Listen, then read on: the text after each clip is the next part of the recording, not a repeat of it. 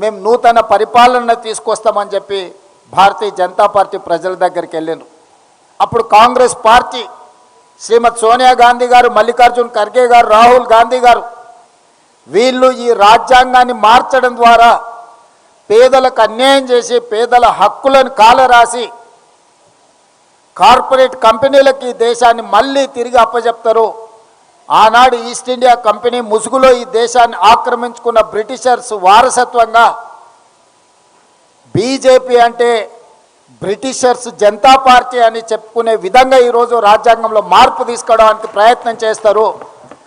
ప్రజాస్వామ్యమే ప్రమాదంలో పడబోతున్నది. ప్రజలంతా జాగ్రత్తగా ఆలోచన చేయండి.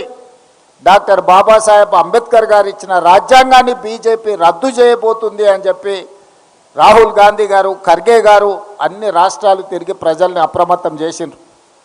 అందుకే అత్యంత అంబేద్కర్ గారి ప్రభావితమైన రాష్ట్రాలైన మహారాష్ట్ర, ఉత్తరప్రదేశ్లో భారతీయ జనతా పార్టీని, ఎన్డీఏను తుడిచిపెట్టేసిండ్రు అక్కడ. అందుకే ఈరోజు భారతీయ జనతా పార్టీ 240 సీట్ల దగ్గర ఆగిపోయింది. ఎన్డీఏ కూటమి ఈరోజు అధికారంలోకి రావడం వల్ల వాళ్ళు ఆశించిన 400 సీట్లు సాధించకపోవడం వల్ల రాజ్యాంగాన్ని సమూలంగా మార్చి వాళ్ళకు అనుకూలంగా రాసుకోవాలన్న ఆలోచన వాయిదా పడ్డది. ఎప్పుడైతే రాజ్యాంగాన్ని మార్చలేకపోయినో, ఎప్పుడైతే పేదల హక్కులను కాలరాసి ఈస్ట్ ఇండియా కంపెనీలకి ఈనాడు ఉన్న అదానీ అంబానీలకి దేశాన్ని అప్పజెప్పాలన్న ప్రణాళిక వాళ్ళు కుట్రపూరితంగా ఆలోచన చేసినరో అది అమలు చేయలేకపోయినరు.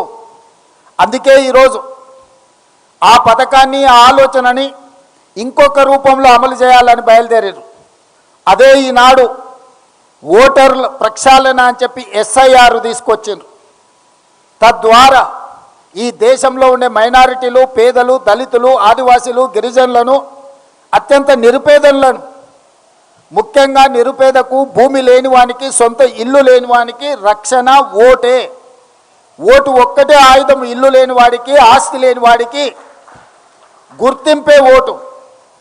ఇవాళ గుర్తింపును తొలగించాలి, ఓట్లను తీసేయాలని ఎస్ఐఆర్ తీసుకొచ్చిండ్రు.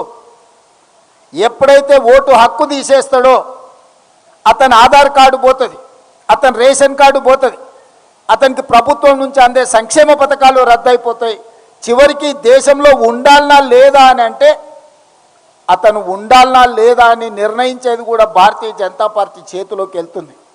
అట్లా కోట్లాది మంది పేదలని ఈ దేశ పౌరులే కాదు అని చెప్పి వాళ్ళని తిరిగి వెట్టి చాకిరి కింద బానిసలుగా తయారు చేయడానికి ఈరోజు భారతీయ జనతా పార్టీ కుట్ర చేస్తుంది.